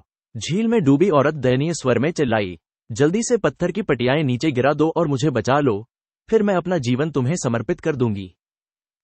किन म्यू और बाकी लोग झील के चारों ओर चक्कर लगाने लगे और हो लिंग ने जोर से कहा, राक्षसी, मेरे युवा स्वामी आपके द्वारा धोखा नहीं खाएंगे। आपको पता होना चाहिए कि मेरे युवा स्वामी स्वर्गीय संत पंथ के पवित्र पंथ गुरु हैं। अचानक महिला चुप हो गई और एक भयावह आवाज सुनाई दी, स्वर्गीय संत पंथ के पवित्र पंथ गुरु। वाह! काले पत्थर की पट्टियों से घिरी झील का पानी आसमान में उमड़ पड़ा और अनगिनत काली जड़ें तंतुओं की तरह ऊपर की ओर दौड़ती हुई आईं। हर एक के अंत में एक नंगी, जवानी की चरम अवस्था में एक स्त्री थी। सबने किन म्यू को देखा और अनगिनत कान फाड़ देने वाली चीखें हवा में गूंज उठीं। स्वर्गीय संत पंथ, स्वर्गीय संत पंथ ही वह है जिसने मुझे यहां दबाया है। उन्होंने मेरे शरीर को दबाने के लिए, मेरे पैरों और मेरे हाथों को दबाने के लिए इन काले पत्थर की पट्टियों का इस्तेमाल किया। धमाका, धमाका। लोनली माउंटेन रिज घाटी में काले पत्थर की पटियाएं कांप रही थीं, क्योंकि एक विशालकाय शरीर उनके नीचे संघर्ष कर रहा था और मोहरों को तोड़ने की कोशिश कर रहा था। किन म्यू सदमे से उछल पड़ा। उसने लोनली माउंटेन रिज घाटी में इतनी सारी काली पत्थर की पटियाएं देखी थी और सोचा था कि वे अनगिनत राक्षसों का, शायद एक पूरे देश का, दमन कर रही होंगी। उसने कभी नहीं सोचा था कि ये सारी पत्थर की पटियाएं एक विशाल राक्षस का दमन कर रही होंगी। काली पटियाएं लगातार कांप रही थीं, और उनके पास की मिट्टी ऐसे ढीली पड़ रही थी मानो उखड़ने वाली हो। रोन अचानक चमक उठे, और पत्थर की पटियाएं अचानक विशाल पर्वतों जैसी हो गईं, जिनका वजन अतुलनीय था। उन्होंने लोनली माउंटेन रिज के दानव को इतना दबा दिया कि वह हिल भी नहीं पा रहा था। मुझे बदला चाहिए। झील के ऊपर आकाश में अनगिनत महिलाओं के चेहरे विकृत हो गए और वे विलाप करते हुए चिल्लाने लगीं। मैं तुम्हारे स्वर्गीय संत पंथ के हर एक व्यक्ति को मारना चाहती हूं। झील के चारों ओर लगी काली पत्थर की पटियाएं चमक उठीं, और रूनों की रोशनी उस प्राचीन वृक्ष पर चमक उठी। झील के ऊपर लगे तंतु मानो किसी अजीब सी शक्ति से नीचे की ओर खींचे जा रहे हों, और औरतें बुरी तरह चीखने लगीं। उन्होंने इधर उधर पकड़ने की कोशिश की, लेकिन वे कुछ भी पकड़ नहीं पाईं और धीरे धीरे झील में घसीटती चली गईं। ये झील शायद वह क्षतिग्रस्त जमीन है जिस पर किसी देवता और किसी शैतान का खून बहा था। उस खून को इस प्राचीन वृक्ष ने सोख लिया होगा। द्वितीय शैतान राजा ने हैरानी से पूछा, तुम्हारी मातृभूमि में इतनी अजीबोगरीब चीजें क्यों हैं? किन म्यू मुस्कुराया, मेरे वतन में तो इससे भी ज्यादा अजीब चीजें हैं। चलो जल्दी से रात होने से पहले सुनसान पहाड़ी की चोटी से बाहर निकल जाए ताकि हम कोई सुरक्षित जगह ढूंढ सकें। कितनी अफसोस की बात है, द्वितीय शैतान राजा ने अपने होठों को चटकाते हुए कहा। वह छोटी राक्षसी बहुत सुंदर थी, मेरे द्वितीय की महिलाओं से कहीं अधिक सुंदर। इसी समय लोंग जियानान और कियू किन म्यू के निशान ढूंढते हुए विद्वान लैन यू, भिक्षु बांची और युआन शान से मिले। अचानक उन्हें लोनली माउंटेन रिज से एक कंपन महसूस हुआ, और वे सब वहां की ओर देखने लगे। विद्वान लैन यू चिल्लाया, स्वर्गीय शैतान पंथ गुरु भगवान टूटी पर्वत श्रृंखला में चला गया। क्या वह रहस्यमय मोती क्रॉसबो द्वारा गोली मारे जाने से डरता नहीं है? कियू ने हाथ हिलाया, और अनगिनत कीड़े लोनली माउंटेन रिज की दिशा में उड़ चले। स्वर्गीय शैतान पंथ का स्वामी चालाक है, इसलिए अगर वह ईश्वर भंग पर्वत श्रृंखला से गुजरा है, तो शायद वहां जीवित रहने का कोई रास्ता होगा। मेरे कीड़े रास्ता ढूंढ लेंगे, और हम उसके पीछे चलेंगे। सभी लोग लोनली माउंटेन रिज की ओर तेजी से बढ़े, जबकि कीड़ों का झुंड आगे बढ़ रहा था। पंख फड़फड़ाते हुए वे झील के किनारे पहुंचे जहां उन्हें हवा में राक्षसी बादल छाते दिखाई दे रहे थे। और स्वर्गीय शैतान पंथ गुरु, मैं तुम्हें मार डालूंगा, मैं तुम्हें जरूर मार डालूंगा और स्वर्गीय संत पंथ का नाश कर दूंगा, की अंतहीन चीखें सुनाई दे रही थीं। सभी ने एक दूसरे को देखा, और भिक्षु बान चीख हंसने लगे। फिर जोर से बोले, राक्षसी, स्वर्गीय शैतान पंथ गुरु से तुम्हें क्या शिकायत है? अपनी युवावस्था के चरम पर एक महिला ने झील की सतह पर अपना नग्न शरीर प्रकट करते हुए दयनीय स्वर में रोते हुए कहा, स्वर्गीय संत पंथ मुझे कई सौ वर्षों से यहां दबा रहा है। मेरे और उसके बीच का द्वेष सागर जितना गहरा है, और हम एक ही आकाश के नीचे नहीं रह सकते। यदि आप मुझे बचा सकें, तो मैं अपना जीवन आपको समर्पित करने को तैयार हूं। भिक्षु बांची मुस्कुराए, मैं एक भिक्षु हूं, इसलिए मुझे तुम्हारी जिंदगी समर्पित करने की जरूरत नहीं है। तुम्हें बस बौद्ध धर्म अपनाना होगा और स्वर्गीय शैतान पंथ गुरु को मारने में मेरी मदद करनी होगी। फिर यह छोटा भिक्षु यहां की सील तोड़ देगा और तुम्हें आजाद कर देगा। मैं बौद्ध धर्म अपनाने को तैयार हूं, महिला ने आश्चर्य और प्रसन्नता से कहा। विद्वान लैन यू, युआन शान, यू ए और बाकी लोगों ने भौहें चढ़ाईं और उन्हें ऐसा न करने की सलाह देने लगे, लेकिन भिक्षु बांची ने पहले ही एक काले पत्थर की पट्टिका निकालकर जमीन पर फेंक दी थी। साथी दाओ मित्रों, यह एक राक्षस है जिसका स्वर्गीय शैतान पंथ ने दमन किया है, और चूंकि स्वर्गीय शैतान पंथ शैतानी मार्ग से संबंधित है, इसलिए जिस राक्षस का उन्होंने दमन किया है वह अवश्य ही कोई अच्छा राक्षस होगा। सभी लोग इस मित्र को बचाने के लिए इन सभी राक्षस दमन पत्थरों को नीचे गिराने में मेरी मदद करें। हर कोई केवल आगे बढ़ सकता था और एक साथ पत्थर की पट्टियों को नीचे धकेल सकता था। धमाका! पहाड़ कांप उठे और जड़ें फिर से ऊपर उठ गईं। पेड़ के नीचे एक विशाल काली गेंद लगातार फूलती हुई बड़ी होती जा रही थी। काली जड़ें बाढ़ के ड्रैगन और विशाल सांपों की तरह छटपटा रही थीं, और उनके बीच अनगिनत सफेद हड्डियां दिखाई दे रही थीं। भिक्षु बांची ने नीचे दबी इन सफेद हड्डियों को देखा और अपनी रीढ़ की हड्डी में एक कंपा देने वाली ठंड महसूस की। उसे अचानक ख्याल आया कि जिस राक्षस को स्वर्गीय शैतान पंथ ने दबा रखा था, हो सकता है वह उसी रास्ते का साथी न हो, बल्कि हो सकता है कि वह स्वर्गीय शैतान पंथ से भी ज्यादा दुष्ट हो। जल्दी भागो, लोंग जियानान चिल्लाया। सभी लोग जल्दी से ग्रेट रूइंस की दिशा में भाग गए। मैं आजाद हूं, मैं अंततः आजाद हूं। उनके पीछे अनगिनत करुण क्रंदन सुनाई दे रहे थे, जैसे काले पत्थर की पटियाएं जमीन पर गिरने से पहले कांप रही थीं। जमीन से निकले मोटे मोटे तंतु लगातार लहरा रहे थे। हर जड़ के सिरे पर एक सुंदर, मुस्कुराती हुई स्त्री थी। स्वर्गीय संत पंथ ने कहा था कि मैंने बहुत सारे इंसान खा लिए हैं, इसलिए उन्होंने मुझे यहां दबा दिया। शुक्रिया, शुक्रिया, छोटे भिक्षु। मैं आखिरकार फिर से इंसानों को खा सकता हूं। यदि आपको कोई त्रुटि, विज्ञापन पॉपअप, भिक्षु बांची की खोपड़ी सुन्न हो गई। उन्होंने देखा कि भागते समय जमीन जोरों से कांप रही थी और अनगिनत चट्टानें चारों तरफ उड़ रही थीं। चट्टानों के बीच गहरे काले जाल सुरंग बना रहे थे, जो lonely mountain ridge root demon की जड़ें थीं। स्वर्गीय शैतान पंथ ने उसकी जड़ों को दबाने के लिए दानव दमन काले पत्थर की गोलियों का इस्तेमाल किया था, जबकि झील और प्राचीन पेड़ के चारों ओर कई काले पत्थर की गोलियों का इस्तेमाल उसके सिर को दबाने के लिए किया गया था। अब जबकि सिर को दबाने वाली काली पत्थर की गोलियों को भिक्षु बांची और बाकी लोगों ने नीचे धकेल दिया था, मूल दानव एक बार फिर अपनी शक्ति का उपयोग कर सकता था, जिसे भयानक कहा जा सकता था, जिससे पर्वत श्रृंखलाएं बिना रुके कांपने लगीं। उसने अपनी शक्ति का प्रयोग किया और उसकी जड़ों को दबाने वाली काली पत्थर की पट्टियां एक के बाद एक उड़कर ऊपर आ गईं और उसकी भयानक शक्ति के कारण टूट गईं। एक साधारण जड़ दानव में इतनी ताकत कैसे होती है? भिक्षु बांची चिल्लाए। क्या इस वृक्ष दानव को स्वर्गीय शैतान पंथ ने जानबूझकर लोगों को नुकसान पहुंचाने के लिए यहां रखा था? अचानक घनी जड़ें उनकी ओर बढ़ीं और हर एक के आगे एक खूबसूरत औरत लटकी हुई थी। जाने की कोशिश कर रहे हो? तुम लोगों ने मुझे बचाया था और मैंने अभी तक तुम लोगों का कर्ज नहीं चुकाया। तुम सब यहीं क्यों नहीं रुकते और मेरे साथ एक हो जाते? कियू ने अपनी आस्तीनें लहराईं और अनगिनत कीड़े जड़ों की ओर उड़ चले। ये कीड़े हवा में बड़े होते गए और जड़ों को कुतरने के लिए झपटे तो 3 गज लंबे हो गए। हालांकि इन कीड़ों के धारदार दांत टुकड़े टुकड़े हो गए और उन्हें काटने में असमर्थ हो गए। कियू चौंक गई जब उसने देखा कि जड़ों पर लटकी उन औरतों की नाभि से छोटी छोटी जड़ें निकल रही हैं, जो जहरीले कीड़ों को भेद रही हैं। पल भर में जहरीले कीड़ों के सिर्फ खोल ही बचे रह गए, जबकि अंदर का मांस गायब हो गया। मैं जो विषैले कीड़े पालता हूं, वे आत्मिक हथियारों को भी काट सकते हैं, फिर भी ये जड़ें उनसे भी अधिक मजबूत हैं। कियू चिल्लाया। उनके पीछे से एक जड़ आई और युआन शान अपने सिर पर तलवार की गोली लिए उछल पड़ा। उसने एक औरत पर वार किया और तलवार घुमाकर उसका सिर धड़ से अलग कर दिया। औरत का सिर जमीन पर गिर गया और तुरंत सूखकर काले कोयले में बदल गया, जिसका आकार सिर जैसा था। इसी बीच जड़ पर पड़ी उस बिना सिर वाली औरत का एक और सिर उगाया। युआन शान आश्चर्यचकित था और जड़ को अलग करना चाहता था। तभी एक और ने बिजली की तरह उस पर वार किया। उसने जल्दी से अपनी तलवार का वार किया, अपनी पीठ पर लगी जड़ को काटना चाहता था, लेकिन उसका शरीर अचानक सिकुड़ गया। उसका मांस पल भर में गायब हो गया और सिर्फ चमड़ी ही बची। बाकी लोग पहले तो उसे बचाना चाहते थे, लेकिन जब उन्होंने देखा कि क्या हुआ है, तो वे तुरंत घाटी से बाहर भागे।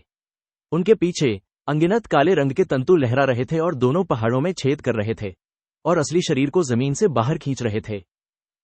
वह असली शरीर एक विशालकाय जानवर था जो धागे की एक गेंद जैसा था, जिसकी अनगिनत जड़ें नीचे लटक रही थीं।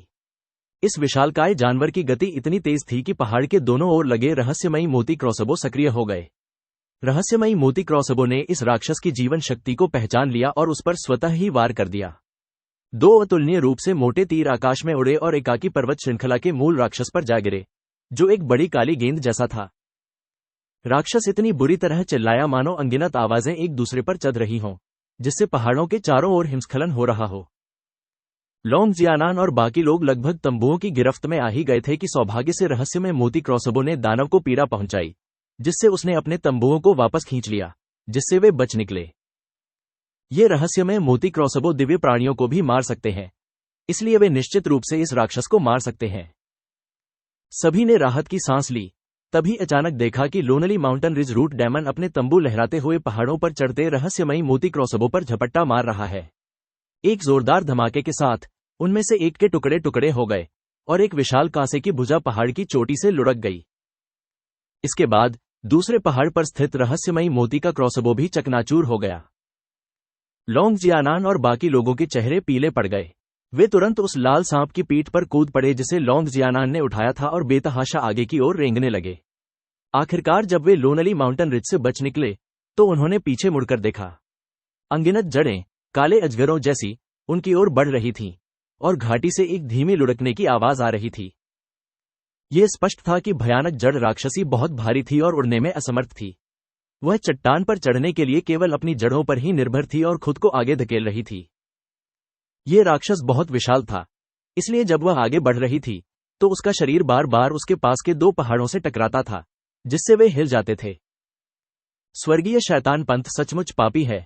लोगों को नुकसान पहुंचाने के लिए इतना बड़ा दानव खड़ा करना। यह कहना मुश्किल था कि भिक्षु बांची क्रोध से कांप रहे थे या डर से, जब उन्होंने गुस्से से कहा, एक दानव को इस स्तर तक बढ़ाने के लिए उन्होंने कितने लोगों को मारा है। मुझे इस बात से नफरत है कि मेरी क्षमताएं इतनी कमजोर हैं कि मैं उसे काबू नहीं कर सकता।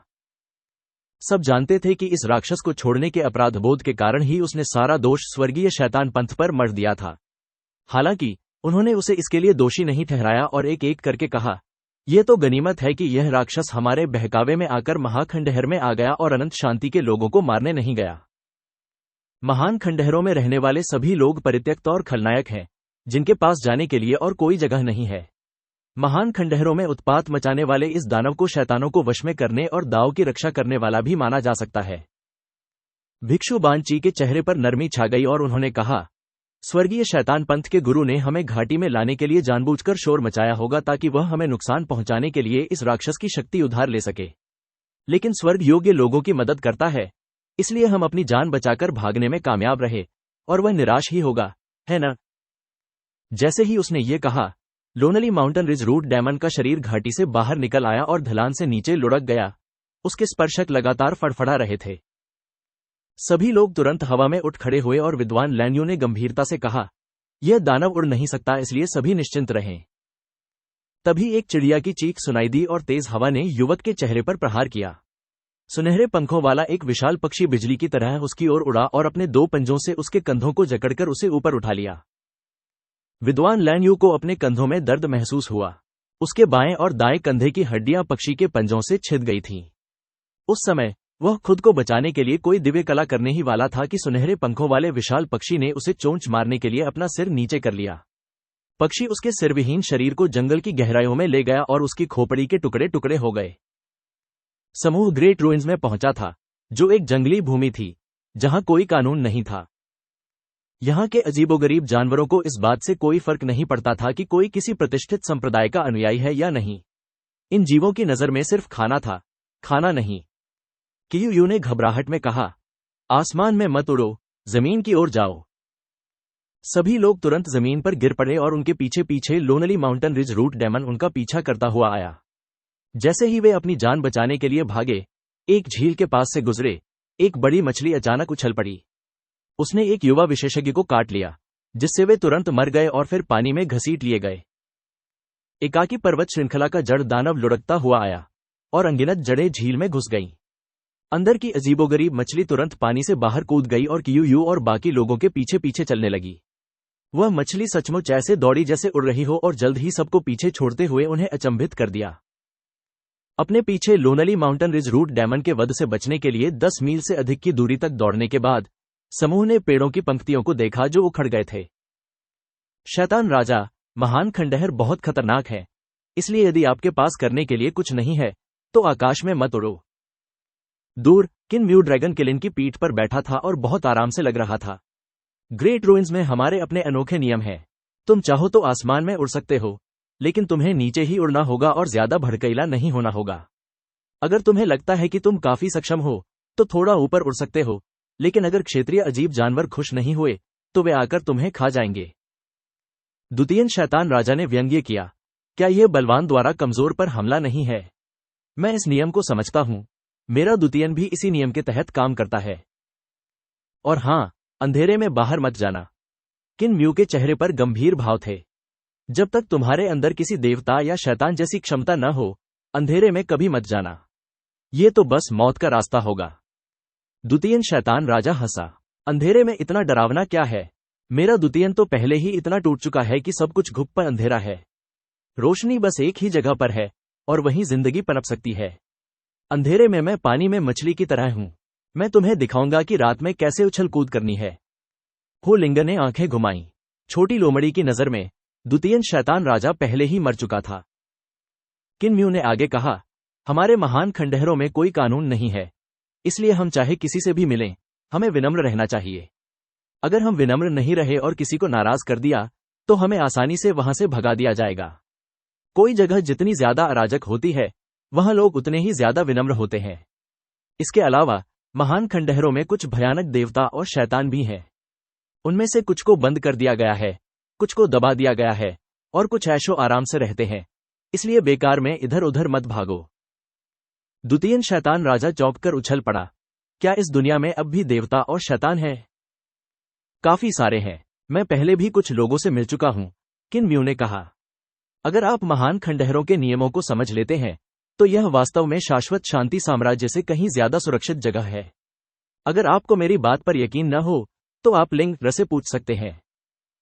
द्वितीय शैतान राजा ने हु लिंग की ओर देखा, और उसने गहरी भावनाओं के साथ बार बार सिर हिलाया। अनंत शांति वास्तव में महान खंडहरों से कहीं ज्यादा खतरनाक है। युवा स्वामी अनुभव के लिए अनंत शांति साम्राज्य जाने के लिए बाहर आए थे। महान खंडहरों में हमारे लिए कोई अनुभव नहीं है, इसलिए आप देख सकते हैं कि अनंत शांति साम्राज्य कितना खतरनाक है। अचानक उनके पीछे से एक जबरदस्त धमाका हुआ, और किन म्यू ने पीछे मुड़कर देखा। वहां उसने अनगिनत तंबुओं को आकाश में लहराते देखा। पहाड़ जैसे शरीर वाला एक काला दैत्य उसकी ओर तेजी से बढ़ रहा था। उन तंतुओं पर नग्न महिलाएं लटकी हुई थीं जो अजीब तरह से मुस्कुरा रही थीं। लोनली माउंटेन रिज की राक्षसी को क्यों रिहा किया गया? कौन इतना मूर्ख था? किन म्यू ने lonely mountain ridge root demon से लटकी महिलाओं की ओर एक ठंडी सिहरन भरी नजर डाली, जिन्होंने उसे पहले ही देख लिया था और उत्साह से उनकी ओर दौड़ रही थीं। अनगिनत अजीब जानवर भी उनकी ओर दौड़ रहे थे। ये राक्षस सचमुच मौत को दावत दे रहा है। महाखंडहरों में सिर के बल दौड़कर मरना वाकई आसान है। किन म्यू ने सिर हिलाया। गांव का सरदार भी इतना लापरवाह होने की हिम्मत नहीं करेगा। जैसे ही वह ये कह ही रहा था, जमीन अचानक जोर से कांप उठी और सुनहरे बालों से ढका एक विशाल ताड़ का पेड़ जमीन से बाहर निकला। ताड़ के चारों ओर आग की लपटें भड़क उठीं और वह lonely mountain ridge root demon से जोर से टकराया। जड़ दानव एक काले गोले की तरह उड़ गया, जिसे मारा गया था, और दूर जाकर गायब हो गया। अपनी जान बचाकर भाग रहे अजीब जानवर रुक गए और पीछे मुड़कर देखने लगे। फिर वे सभी अपने अपने इलाकों में लौट गए। द्वितीय शैतान राजा ये दृश्य देखकर स्तब्ध रह गया, कुछ भी बोलने में असमर्थ था। किन म्यू ने उसे सांत्वना देते हुए कहा, कोई बात नहीं, कोई बात नहीं। महान खंडहर ऐसे ही होते हैं। अक्सर आसपास अजीबोगरीब चीजें छिपी होती हैं, लेकिन अगर आप धूप बत्ती चढ़ाने और देवताओं को सम्मान देने के लिए मंदिर में प्रवेश करते हैं, तो सब कुछ ठीक रहेगा। मुझे लगता है कि वह राक्षसी गलती से किसी खंडहर के संपर्क में आ गई होगी और उसने वहां के देवता को भड़का दिया होगा। द्वितीय शैतान राजा का शरीर अकड़ गया था, और कुछ देर बाद उसने कांपती हुई सांस छोड़ी। यहां बहुत खतरा है, मैं द्वितीय लौटना चाहता हूं। शैतान राजा अचानक उत्तेजित हो गया और उसके चारों मुंह से टूटे हुए टुकड़े उसके चारों चेहरों पर फूट पड़े। तुम्हारी दुनिया इतनी धर्मनिरपेक्ष कैसे है? यहां हर जगह राक्षस और भूत प्रेत हैं। मैं अब तुम्हारा। ठीक है, मुझे जाने दो, मैं घर जाना चाहता हूं। हो लिंग ने उसे समझाया, हमारे महान खंडहर वास्तव में सुरक्षित हैं, शाश्वत शांति साम्राज्य से कहीं अधिक सुरक्षित। यदि आप युवा स्वामी का अनुसरण करेंगे तो आप निश्चित रूप से ठीक रहेंगे। यदि आपको कोई त्रुटि, विज्ञापन पॉप शाश्वत शांति के शाही उपदेशक और उनकी पत्नी लगभग 12 दिन पहले आकाश में स्थित लिटिल जैड कैपिटल में आए थे। आकाश में बसा ये शहर किसी स्वर्ग जैसा था, जहां के दृश्य नश्वर संसार में विरले ही देखने को मिलते थे।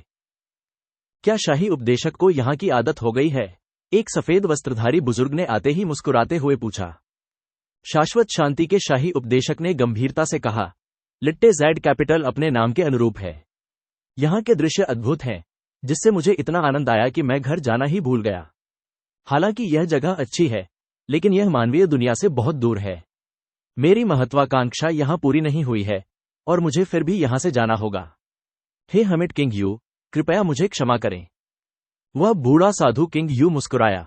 इंपीरियल प्रीसेप्टर को जल्दबाजी करने की कोई जरूरत नहीं है। इस साधु ने इंपीरियल प्रीसेप्टर को मेहमान के तौर पर बुलाया है। फिर भी मैंने तुम्हें लिटिल जैड कैपिटल की उत्पत्ति के बारे में नहीं बताया है। शाश्वत शांति शाही उपदेशक ने जिज्ञासा से कहा, मैं विवरण सुनना चाहूंगा। हमिट किंग यू ने शाही गुरु और उनकी पत्नी को इंद्रधनुषी पुल पर ले जाते हुए उनका मार्गदर्शन किया। यह संरचना 7 रंगों वाले जैड से बनी थी जो आकाश में फैली हुई थी, इसलिए पुल पर खड़े होना इंद्रधनुष पर खड़े होने जैसा था। पुल के केंद्र में ऊपर से जो दृश्य दिखाई दे रहा था वह नीचे से अलग था। वे देख सकते थे कि लिटिल ज़ैड कैपिटल के पहाड़ आकाश में एक प्राकृतिक संरचना में व्यवस्थित थे, जबकि पहाड़ों पर बने महल अमर प्राणियों के निवास स्थान थे। छोटी ज़ैड राजधानी का उद्गम शाही गुरु की कल्पना से भी कहीं ज्यादा प्राचीन है। हमिट किंग यू मुस्कुराए। यहाँ का इतिहास संस्थापक सम्राट काल तक जाता है। संस्थापक सम्राट। शाश्वत शांति साम्राज्य के उपदेशक ने वास्तव में संस्थापक सम्राट के बारे में पहले कभी नहीं सुना था और उत्सुकता से पूछा, किस देश में संस्थापक सम्राट का काल था? शाश्वत शांति साम्राज्य में कभी भी कोई ऐसा सम्राट नहीं हुआ जिसे संस्थापक सम्राट कहा जाता हो। संस्थापक सम्राट शाश्वत शांति से नहीं है, वे उस देश से थे जिसे संस्थापक सम्राट साम्राज्य कहा जाता था, साधु किंग यू ने कहा। शाही गुरु को पता होना चाहिए कि संस्थापक सम्राट साम्राज्य ही वर्तमान महान खंडहर है। शाश्वत शांति के शाही उपदेशक का शरीर थोड़ा कांप उठा और उन्होंने एक अस्थिर सांस छोड़ी। महान खंडहर। साधु किंग यू उन्हें पुल पार कराकर आकाश में तैरते अमर पर्वत की ओर ले गए। ताओवाद इसे संस्थापक सम्राट युग कहता है, जबकि बौद्ध धर्म इसे शून्यता युग कहता है। निर्माण, अस्तित्व, विनाश और शून्यता, इसलिए शून्यता युग चौथा है। अब जबकि शाश्वत शांति का उदय हो रहा है, हम छोटी ज़ैड कैपिटल वर्तमान समय को शाश्वत शांति युग कहते हैं। संस्थापक सम्राट युग के दौरान महान खंडहर समृद्ध थे। हम छोटी ज़ैड कैपिटल उस विशाल आपदा को संस्थापक सम्राट आपदा कहते हैं जिसने उस स्थान को नष्ट कर दिया। संस्थापक सम्राट आपदा से पहले भी 3 आपदाएं आई थीं। शाही धर्मगुरु की पत्नी की निगाहें झपक गईं। बुजुर्ग ने कहा था कि वर्तमान समय को शाश्वत शांति युग कहा जाता है, तो अगर शाश्वत शांति साम्राज्य का नाश हो जाए तो क्या आप इसे शाश्वत शांति आपदा कहेंगे? मैडम बुद्धिमान है। साधु किंग यू मुस्कुराए और दूर की ओर इशारा किया। आकाश में एक ज़ैड पर्वत तैर रहा था और कुछ ताओवादी वहां एक महल बना रहे थे। वह महल शाश्वत शांति युग का इतिहास संजोने के लिए है। जब शाश्वत शांति साम्राज्य का नाश हो जाएगा तो हम शाश्वत शांति आपदा के आने जाने को व्यवस्थित कर सकते हैं और उन्हें अपनी आने वाली पीढ़ियों के लिए संदर्भ के रूप में छोड़ सकते हैं। शाही धर्मगुरु की पत्नी खुद को यह पूछने से नहीं रोक पाई, बड़े साहब, लिटिल ज़ैड कैपिटल कैसी जगह है? यह अच्छी है या बुरी? हम पति पत्नी के लिए आपके क्या इरादे हैं? हम यहाँ काफी दिनों से हैं और बड़े साहब ने हमें जितना चाहे घूमने की इजाजत दी है। क्या अब समय नहीं आ गया है कि आप लिटिल ज़ैड कैपिटल के असली इरादे के बारे में बताएं? हम लिटिल ज़ैड कैपिटल का कोई इरादा नहीं है। हम बस इंपीरियल प्रीसेप्टर का पालन करना चाहते हैं, सुधारों का अवलोकन करना चाहते हैं और उन चीजों को रिकॉर्ड करना चाहते हैं जो हमें लगता है कि हमारी आने वाली पीढ़ियों के लिए उपयोगी होंगी। हमिट किंग यू मुस्कुराए। हम खुद को अमर कहते हैं, भगवान नहीं, क्योंकि हम दुनिया के कामकाज में दखल नहीं देना चाहते। शाश्वत शांति सम्राट गुरु ने कहा, अमर और देवता, वे किस प्रकार भिन्न हैं? अमर मनुष्य हैं, देवता नहीं। शाश्वत शांति के शाही उपदेशक ने एक क्षण तक इस पर विचार किया, फिर बोले, आपका क्या मतलब है कि मनुष्य देवता नहीं बन सकते, केवल अमर हो सकते हैं? साधु किंग यू मुस्कुराए। महान गुरुवर, दिव्य सेतु क्षेत्र में साधना करने के बाद जब आप दिव्य सेतु पर खड़े होते हैं तो क्या देखते हैं? शाश्वत शांति के शाही उपदेशक ने एक शब्द भी नहीं कहा। दिव्य सेतु क्षेत्र, दिव्य सेतु दिव्य खजाने की दीवार तोड़ने के बाद 7वां क्षेत्र था, जो सबसे ऊंचा क्षेत्र भी था। दिव्य सेतु दिव्य खजाना एक ऐसा पुल है जो ईश्वरीय लोक की ओर ले जाता है। हालांकि यह सभी के भीतर टूटा हुआ है, इसलिए कोई भी दूसरे किनारे तक नहीं पहुंच पाता। शाही उपदेशक के लिए भी यह अलग नहीं है। क्या मैं सही कह रहा हूं? साधु किंग यू ने आगे कहा, छोटी ज़ैड राजधानी के अमर प्राणियों के लिए भी स्थिति कुछ अलग नहीं है। हमने अनगिनत दिव्य खजाने देखे थे और सभी दिव्य पुल टूट चुके थे। दूसरे किनारे तक न पहुंच पाने का मतलब है कि हम देवता नहीं बन सकते। दरअसल अपनी साधना के बल पर हम देवताओं के बराबर हो सकते हैं, फिर भी हमारा क्षेत्र टूट चुका है। शाश्वत शांति के शाही उपदेशक ने सिर हिलाया। मैंने कई साल पहले इसकी खोज की थी और एक बार इस पर बहुत परेशान हुआ था। मैंने कई प्राचीन ग्रंथों में खोजबीन की, फिर भी मुझे इसका हल नहीं मिल पाया। क्या लिटिल ज़ैड कैपिटल के पास टूटे हुए पुल के फिर से जुड़ने का कोई रिकॉर्ड है? हमारे पास है। साधु किंग यू उन्हें ज़ैड पर्वत पर स्थित महल में ले गए और कहा, हालांकि छोटी ज़ैड राजधानी भी ऐसा करने में सक्षम नहीं है। चूंकि हम देवता नहीं बन सकते, इसलिए हमने अमर बनने का फैसला किया। इसीलिए हम बूढ़े और बेकार लोगों ने छोटी ज़ैड राजधानी में ही रहने का फैसला किया है। हालांकि हम खुद को अमर कहते हैं, लेकिन एक बार जब हमारा निर्धारित जीवनकाल पूरा हो जाएगा तो हमारी आत्माएं पीले झरनों में लौट जाएंगी। हम मृत्यु से बच नहीं सकते। हम बस शांति की तलाश में हैं। शाही गुरु महोदया, यहाँ आइए। शाश्वत शांति के शाही उपदेशक और उनकी पत्नी उनके पीछे पीछे महल में चले गए। यह एक जगह थी, लेकिन अमर लोगों के घर जैसी मंद हवा के बावजूद यह बहुत ठंडी और उदास थी, जहां कोई भी आकृति दिखाई नहीं दे रही थी। लिटिल ज़ैड कैपिटल एक ठंडी और उदास जगह थी। साधु किंग यू उन्हें लंबे दालान से होते हुए गोलाकार द्वार तक ले गए और महल की गहराई में ले गए। संस्थापक सम्राट काल में सचमुच ऐसे कई लोग थे जिन्होंने अपने टूटे हुए पुलों को जोड़ा था। उन्होंने एक शानदार दिव्य राजवंश का निर्माण किया था जो अब धूल में मिल चुका है और अब अस्तित्व में नहीं है। इस दिव्य राजवंश का स्थान आज के महान खंडहर हैं। शाश्वत शांति के शाही उपदेशक थोड़े उत्साहित हुए। ऐसे लोग भी हुए हैं जिन्होंने पुल जोड़ा है, तो क्या वे देवता हो गए? साधु किंग यू ने सिर हिलाया और हल्के से मुस्कुराए।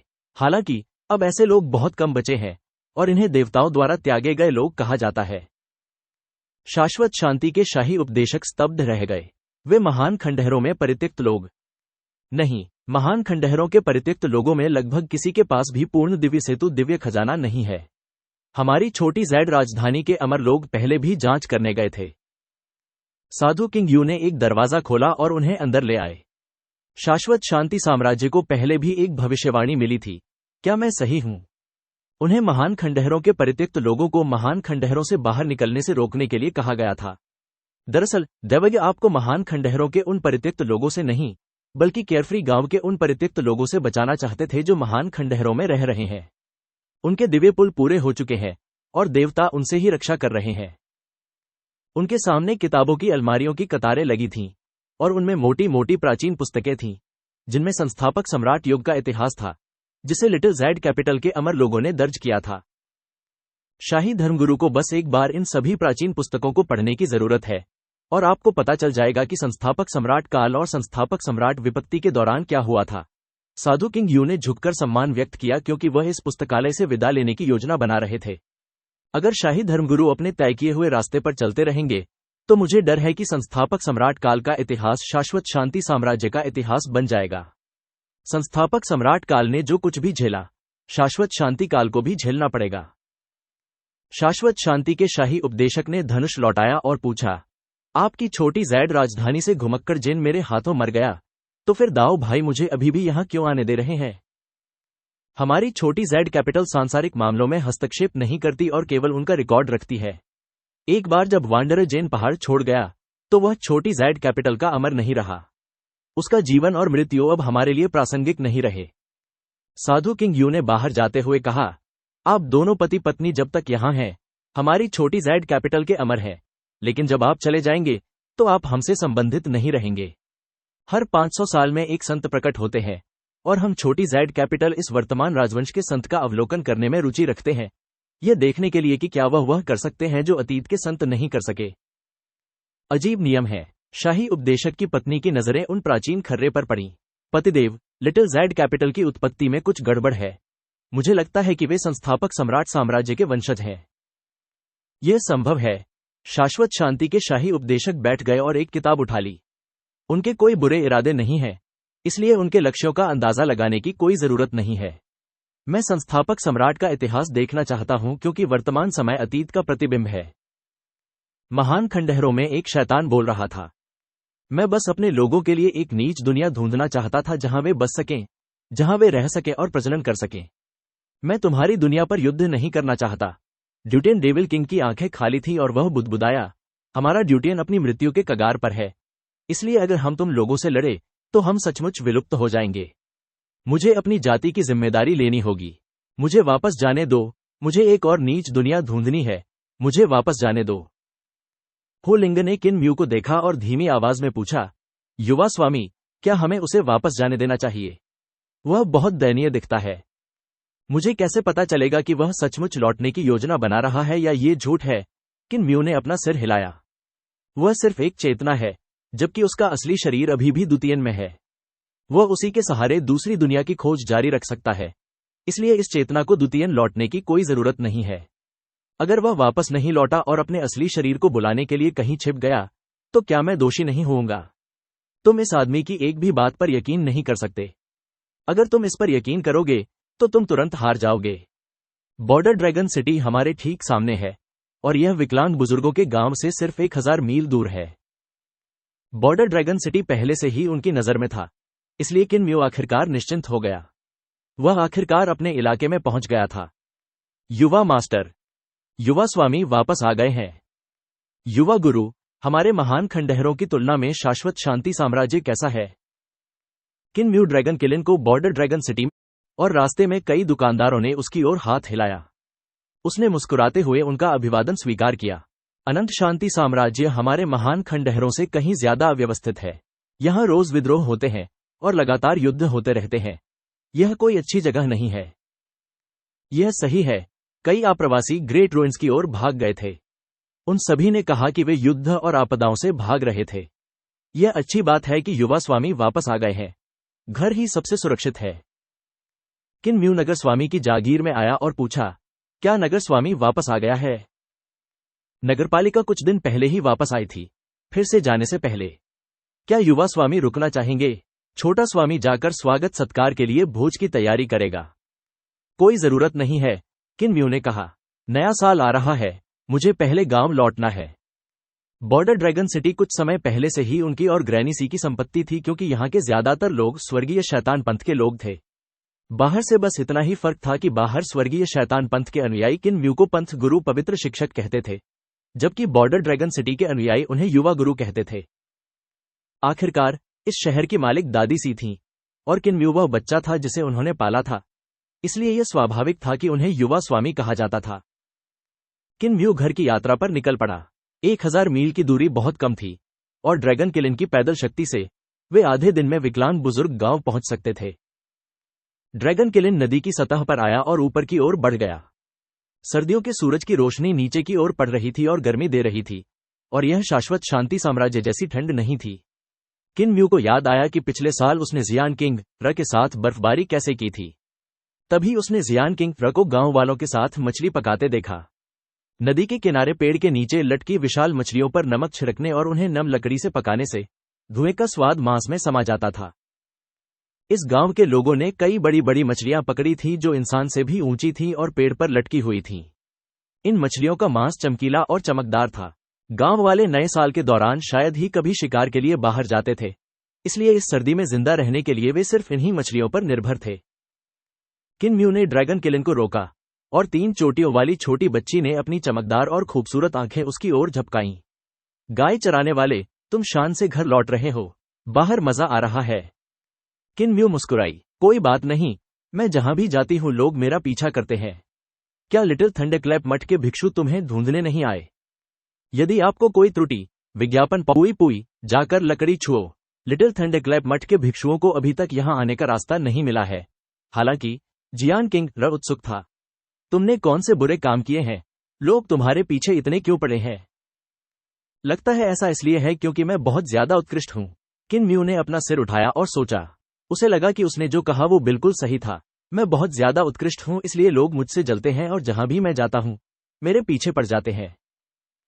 उसने अलविदा कहने के लिए अपने हाथ हिलाए और जियान किंग र ने तुरंत कहा, जब मैं खाली होऊंगा तो मैं आपके साथ खेलने जाऊंगा। अपने बड़ों को मुझे मारने मत देना। ठीक है।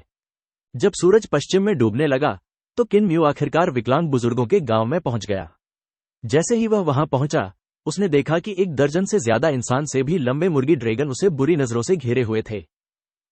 उनके सिर पर वो बूढ़ी मुर्गी थी जो किन म्यू को देखते ही भड़क उठी और अपने पंख उसकी तरफ तान दिए और दूसरी मुर्गी ड्रैगन्स को लगातार कुड़कुड़ाने लगी, मानो वो उनसे कह रही हो कि ये बच्चा अंडा चोर है।